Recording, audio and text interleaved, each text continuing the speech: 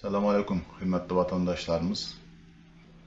Bilesiniz, Kırım Tatar milleti için kopça bir zulme, bir kıyımga ve bir soykırımga bargan 1944 18 May'ını tekrar sizlerle birlikte anmak isteyimiz.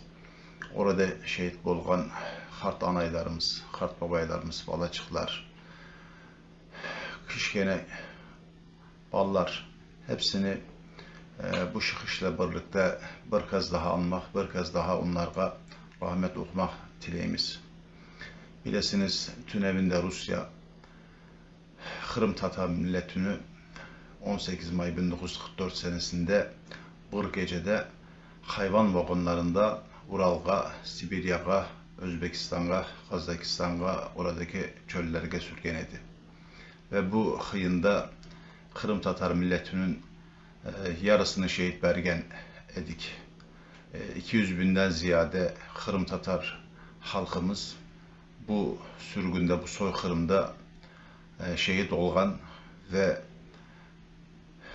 çok acılar yaşayan bir millet olarak bugün de tarih sahnesinde tura. Biz Kırım Tatar milleti olarak bu hain, kıyımlı, soykırımlı tüm dünyada, tüm yağa bir kere daha haykırmak isteyimiz, bir kere daha onlara bildirmek isteyimiz. Bugün de bugün Rusya, Kırım Tatar halkının ve Kırım dışında da yaşayan Ukrayna halkının düşmanı olarak 2 yıldan ziyade olan bir süre içerisinde balaban bir savaşla birlikte onları öldürmekte, onlara hainlik yasamakta. Bir milletin kendi topraklarında yaşamak isteyen ve bağımsız, hür bolgan ve öz vatanlarında birlikte yaşamak isteyen milletine karşı hainlik yasayarak füzelerle, tanklarla ve birçok toplagan askerle birlikte bugün de Kırım Tatar halkını ve Ukraynalıları öldürmek için çaba göstermekte. Biz Türkiye'de yaşayan, tüm dünyada yaşayan Kırım Tatar halkının mensupları olarak bilemiz ki tünevinde Rusya'nın hain yöneticilerinin adı Stalin bolgan, bugün Putin bolgan yöneticileri Kırım Tatar halkına hainlik eteydi. Bugün de Putin aynı zulümge devam ede, aynı hıyanetke devam ede.